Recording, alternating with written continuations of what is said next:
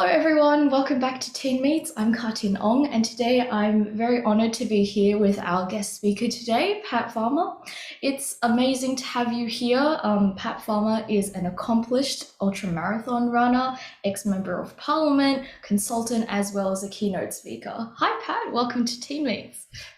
Yeah, thanks so much. It's really good to be on the show, on the program, and it's great to be chatting with you again. I'm so excited to be here, and of course, I'm very impressed with the sort of things that you've done in the past. Thank you very much. All extraordinarily high praise. But Pat, yourself, you've had a career obviously nothing short of incredible. So I guess first question from me is one of the very impressive achievements that you've been able to accomplish is being the only person who's run continuously from the North Pole to the South Pole. So how did you prepare for a challenge like that? Well, to be honest with you, I had just finished spending 9 years as a federal member of parliament. So I found myself in Canberra for the past 9 years prior to all of that. And then before I started my parliamentary career, I was a professional long distance runner, professional athlete who had traveled the world and run around Australia, across America a couple of times, and a few other journeys like that. So I figured when I was getting out of politics, then I needed to get back to my roots, back to something that I felt comfortable with and something that I felt that was very raw and very much me. And so getting close to nature and of course, the struggles and the trials and tribulations of taking on something that nobody had ever done before. And of course, that's not easy when there's so many people in this world, that have done so many amazing things. It's very hard to come up with a new concept to do something that nobody else has ever done before, especially in the field of athletics, because it's really all about just breaking somebody else's record most of the time. So with that in mind, I really stretched my mind to try and look at something that was really peculiar, really different, but something that defied, um, you know, human makeup, and that is to be able to go from the two extremes, very, very hot climates, as I experienced through Central America, through areas like the Darien rainforest, and of course down through Mexico and some of the hotter arid countries. And then, of course, some of the coldest climates on the face of the planet, being the North Pole and the South Pole. So with that in mind, I knew that people had run, including myself, had run across whole nations and even whole continents. But to go from one end of the world through to the other under my own steam was something that I felt really, really special. And I thought it would be something that I could inspire other people through doing. So with that in mind, I took on the journey of running from the North Pole to the South Pole. I got dropped off by Russian helicopter in the North Pole. And the Russians assisted me with my preliminary training and everything I needed to that point. I had a great leader on that expedition with me. His name is Eric Phillips, and he was very experienced in the North Pole region. And so he was my guide to get me through the North Pole. Basically, after being dropped off by helicopter right into the North Pole, we dragged our sleds out of there all the way through to Canada. And then from Canada, I made my way down through into the United States, and then, of course, down to Mexico, Central America, South America, and then flew across to the South Pole and completed the journey. So it was 10 months and 13 days, more than 21,000 kilometers in total distance. And yeah, just amazing people, amazing landscapes. A couple of near-death experiences, but a very, very rewarding experience once it was all done. Oh, I can only imagine. I think that sort of feat is really just mind-boggling, especially for me, your average civilian whose only sort of main expertise is going on your odd Duke of Ed camp. But I guess something that comes to mind when you tell me of all of your experiences, I know you are obviously very looked after in terms of if you have guides and all the safety protocols and training, but surely there's some moments where you kind of think to yourself, I have like tens of thousands of kilometers left to go. Like, sort of what do you tell yourself I guess, in a physical and mental aspect when you know that you have to keep pushing, but it feels a little bit like not Well, necessarily giving that up, actually, but tiring. yeah, that reminder actually came back to me as early as day 10 of the whole journey. Mm. I was, as I mentioned, dropped off by Russian helicopter. I did my last lot of training in a place called Longyearbyen, which is famous. It's the northernmost town in the world, closest to the North Pole. It's a Norwegian town, but the Russians run they run a service out of there to take people into the North Pole. So they fly from there out and into a base which is approximately 200 kilometers south of the North Pole. And from there, they take you by helicopter right up and into the North Pole. But the thing about that was it was a stark reminder during the course of that training, my last lot of training up there, just how bad everything would be. The ice was starting to break apart. The ocean was opening up. And there was a lot of polar bears around. There was the temperatures were around minus 40 degrees Celsius, so incredibly cold.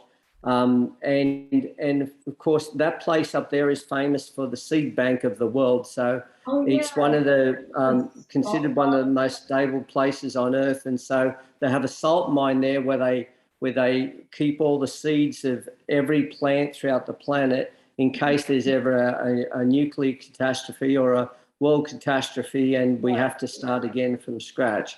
So it was incredibly interesting, but incredibly difficult at the same time. Having said that, I was dropped off in the North Pole. We took off on our sleds and we started dragging our sleds, which had 100 kilograms worth of gear in the back of the sled. It had everything from ice axes to a 303 rifle in case we did come too close to a polar bear. It had not that I ever wanted to use it, nor did we have to, thank goodness. It had our tents in there and my rations, my supplies, which included a lot of olive oil. I was drinking olive oil, enormous amounts of that, because it was the only thing that was high enough in calories that didn't actually freeze. I would mix olive oil with everything that I ate. I was eating pure butter. It went a chalky consistency and it was very high in fat content, but everything, you lose all your taste buds in those climates, so everything tastes the same. And then, of course, on day 10, what happened was we were having a particularly difficult day. It was the wind was blowing more than 100 kilometers an hour all day long. There was a complete whiteout. And Jose, our cameraman, fell through the ice and into the water. And the water is approximately 3,000 meters deep there. It's one of the deepest parts of the ocean. It's just pitch black. And Jose fell through the ice and into the ocean there. We were able to retrieve him. And luckily I was close enough to him to grab him by the hood of his jacket and keep his head above the water. I got him out of the water, and then Eric, our guide, was on the other side. He just got across by paddling across on his kayak through this broken ice. And the two of us dragged him up onto the ice, rolled him in the snow, and set up the tent, put him in the tent, stripped him naked, put him into his sleeping bag, and got a fire going to try and keep him alive and try and keep some heat in his body. And it was at that moment on that particular day when I had originally scheduled to do close to 30, 40, 50 kilometers a day in the North Pole and then 80 kilometers a day on the mainland, that we only completed 5 kilometers for the day. And we were still so far away from getting to Canada, the mainland. And it all just came before me that this was nearly an impossible task that we were taking on. Mm-hmm. And Jose had come close to death. He survived and then was keen enough to get going again the next day. Wow. And I'm incredibly grateful for that. But it was a kindly reminder that at any moment, anything could go wrong. In those sorts of conditions, the slightest mistake can cost you your life. And so, that was the moment when I hit the realization of how difficult the task was that I had taken on. And I still had so much further to go, so much further to go. I remember breaking down in tears and my tears freezing on my face. And then, of course, having little scars on my cheeks from the blisters that the frozen ice had caused. It's just hard to explain those conditions until you've been there. It's such an extreme, such an inhospitable climate, but nevertheless, human beings are amazing creatures, and it's incredible what we can achieve if we really have our mind set on what we want to do. Absolutely. Bit of a topic shift here, but I remember earlier you were mentioning that you did this original expedition like right after you just got out of your sort of career in federal parliament. How do you think that politics in Australia has changed from when you were serving in parliament to, I guess, situations currently? Look, that's a great question, Carlton, because I think it has changed dramatically. I was lucky enough to be in Parliament at a time when we had such great leaders. There was Bob Hawke, of course, and there was the great analytical mind of Paul Keating. But of course, I was with John Howard, and John Howard was a fantastic leader for this country. He was somebody that always put the people in the country first and was always incredibly humble. And so I found that in those days, the leaders that we had on all sides of politics were interested more in furthering the nation and trying to see into the future and make this a better country than just the day-to-day politics of staying elected. And I found that halfway through my term, what happened was Sky News approached the government of the day, which was our government under John Howard, and they asked they requested to do a 24-hour news cycle. Now, for many people, that may not seem like a big deal, but that was the turning point in politics here in Australia in our modern times, because until that point, the media used to wait for the politicians to announce something that they were going to do, or a policy that they were putting in place, or how they were going to address an issue. And then that was the news of the day. Yeah. But at that particular point in time, what happened was all of a sudden they had to come up with news stories every hour on the hour for 24 hours a day, 7 days a week. And the other stations followed the same suit. And so then what happened was, when the politicians weren't available, the journalists started interviewing themselves. And so we saw programs like the Sunday morning program pop up. And as a result of that, what happened was the journalists became these self-opinionated experts on every subject. And they were running polls with the general public, and they were pushing their own agendas. And so what happened then was the politicians changed, and the politicians started watching all this news cycle, which was in our face 24 hours a day, every hour of the day. And they were looking for breaking news. And if there wasn't breaking news, they had to make something up so that they had a story for the hour. And so, like I said, they would start interviewing themselves. And then consequently, the politicians started following the journalists instead of the journalists following the politicians. And then what happened was all the politics in Australia changed. And so from that point on, the politicians have always looked at the polls. They've always looked at what the media are forecasting as what's the favourite topic of the day. And the politicians are jumping onto that bandwagon instead of setting their own agenda for the benefit of the country and what they truly believe is right. And so now the media sets the agenda in this country. And indeed, this is happening right across the world because the news cycles that we have, and because of the internet and the way things are, and because of instant news. So consequently, we don't have the nation builders like we used to have. Now everybody's just interested in trying to stay elected from one term to the next term, or trying to be the people's favourite from one week to the next week, as opposed to understanding that there will be some times when we upset the public, but we have to do what we believe is right for the long term. And so consequently, politics has changed dramatically. And I'm glad that I'm not part of it anymore, because it's a completely different scenario these days as what it used to be. There's not the nation builders like we used to have, with the foresight, the vision, and the ability to forge forward and to make things happen for the future and to believe in the future. Everything's short-term politics. That's true. That's true. I agree with you in that aspect. I think the sort of use of technology and, like you said, the increasing like constant news cycle and media has definitely revolutionized really all sort of factors of life, but definitely politics. But I didn't know, obviously, me being quite young, I don't really have quite a comprehensive history of how Australian politics used to be. I mean, you can kind of read about it in articles, but we're not really taught that much about it. So that was really interesting to hear that sort of perspective, and obviously the difference, I guess, from politics now that we've grown up with compared to what we're not used to before. Yeah, look, I think that's why you're starting to see,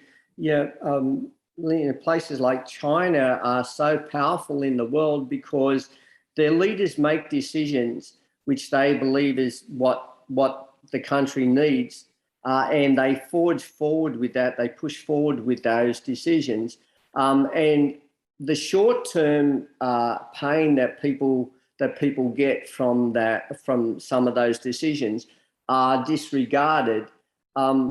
The Western world has tried to be everything to everybody, and so consequently, what happens is they want to keep everybody happy all of the time. And as a wise man, I'm pretty sure it was Abraham Lincoln, said a long time ago, you can keep some of the people happy some of the time, and all of the people happy some of the time, but you can't keep all of the people happy all of the time. But the problem with our politicians, especially here in Australia, is they try and keep everybody happy all of the time. And so whoever makes the most amount of noise gets the attention, rather than it being the right thing for the people, and the right thing for the country, and the right thing to do.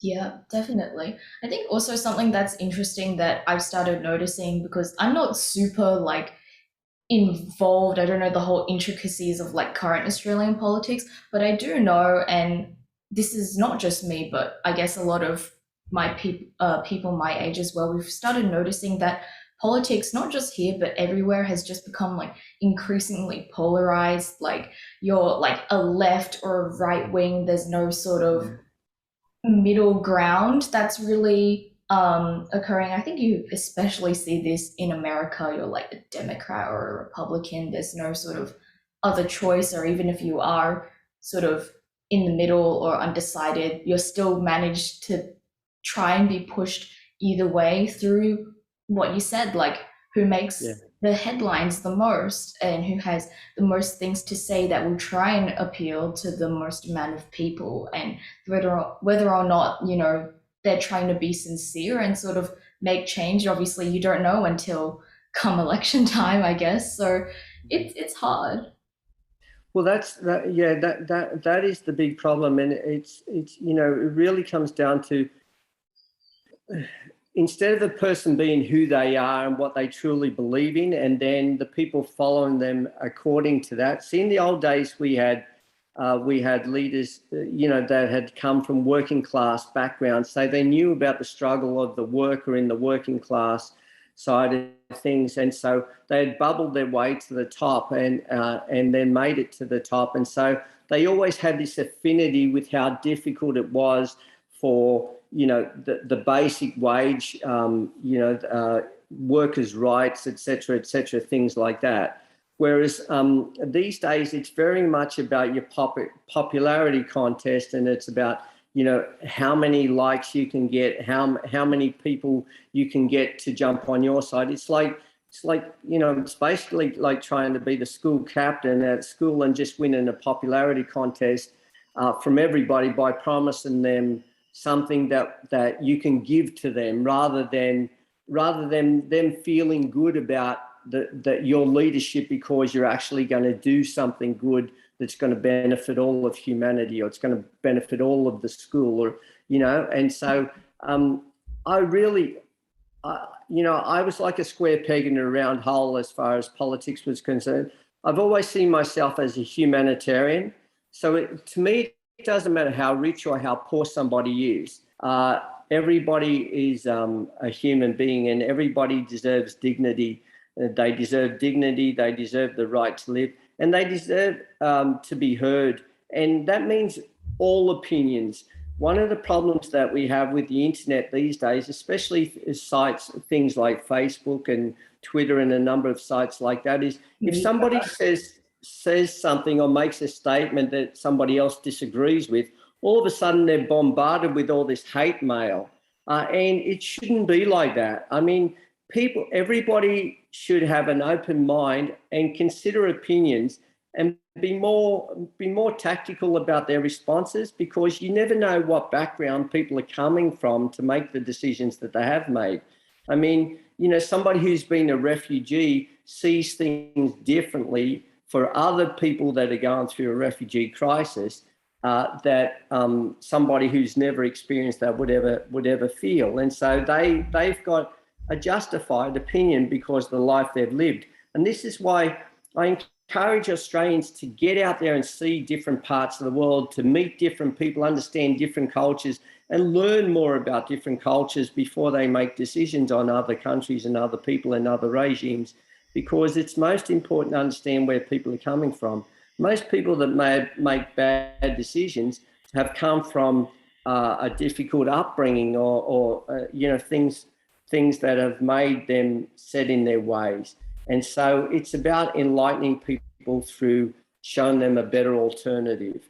And if only we could adopt that into a political background and have more people thinking like that. Having said that, I do think that most politicians go into politics in the first place with good intentions.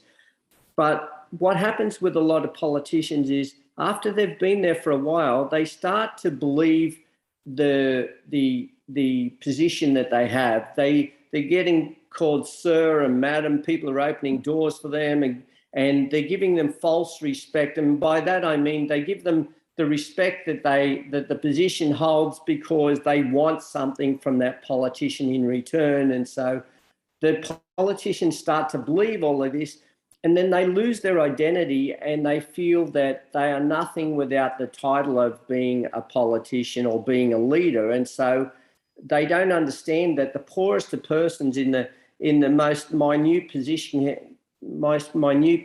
can still be a leader if they are true to their values and they lead by example.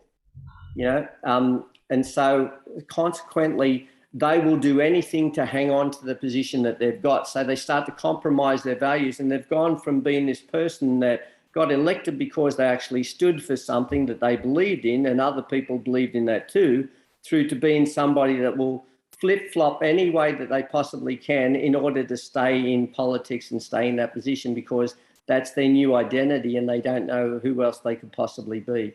And that's why I was very keen to return back to the running and use my running for humanity's sake, and to raise funds for worthwhile causes and notable causes, and to highlight those causes like clean water projects, clean sanitary conditions for people in countries that don't have that, Aboriginal rights, things like that I feel very strongly about. And so it's great to return back to that platform where, I think it doesn't matter what you do. You can be an artist, you can be an athlete, you can be a leader in many, many different forms, so long as you truly believe in something with all your heart.